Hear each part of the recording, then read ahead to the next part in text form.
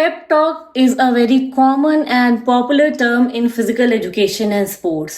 हम सभी जानते हैं कि पेप टॉक एक ऐसी टेक्निक है जिसका यूज हम करते हैं ताकि हम खुद को पॉजिटिव फील करा सकें, अपनी एंजाइटी को बैलेंस कर सकें, रिड्यूस कर सकें. It could be with the individual or the team game. You could be the teacher, you could be the coach, you could be the instructor in this particular field where you are going to apply this technique.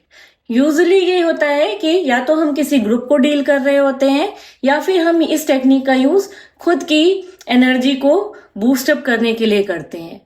बात यहाँ पर ये important है कि how we are going to tackle those negative emotions if we are dealing with a group of people, especially if we are going to teach someone or train someone before the competition, during the preparation phase, how you are going to tackle these kind of situations where the players are feeling anxious. तो इसके लिए pep talk में कुछ techniques हैं जिसे हम apply करते हैं. पहला तो ये है कि you have to go with the positive reinforcement that you are going to just focus on the strength and positivity of the individual. आप उसको ये realize कराते हैं कि what are their plus points which they are going to work upon. Now, being a trainer, being a coach or a teacher, you need to just use the emotional words in your speech.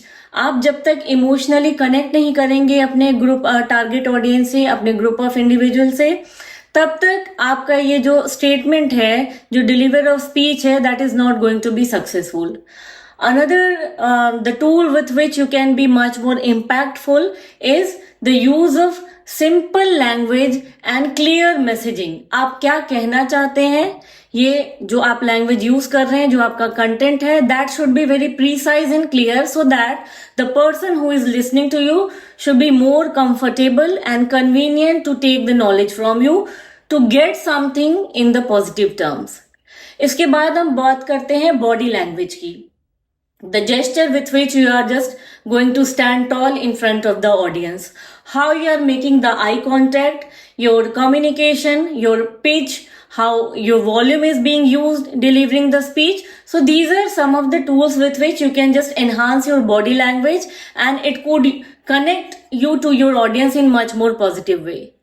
इसी के साथ हम बात करते हैं कि क्या हो सकता है आप अपने personal examples, personal stories, struggles को और अचीवमेंट्स को शेयर कर सकते हैं जिससे कि आपकी ऑडियंस या आपका ग्रुप बेटर लेवल पे कनेक्ट कर सके. Now what is next? आपको एक विजन सेट करना होगा. The another tool with which you can be much more impactful is you have to set the vision. आपको उस पिक्चर को मच मोर क्लियर करना होगा, जो गोल आप सेट कर रहे हैं, ताकि आपका जो ग्रुप है, जो इंडिविजुअल है, जो आपसे मोटिवेशन ले रहा है, they should be more clear about that what they are going to do to deliver the best from their self. इसी के साथ हमें और एक चीज इंपॉर्टेंट है कि आपको कॉल टू एक्शन को ऐड करना होगा अपनी स्पीच में. What you are delivering should be correlated with what they are going to do in response of the action. आपका जो मैसेज है that should be more clear so that they are going to do it in a much more positive way and those things should be clear to them so that they are going to just go for with the call of actions.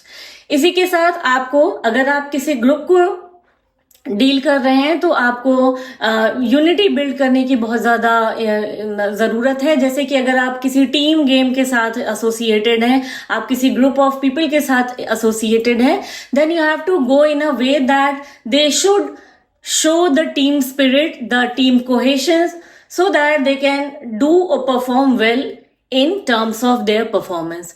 Last one is that you have to insert energy and passion in your speech so that it could be more impactful. Thank you. Read more.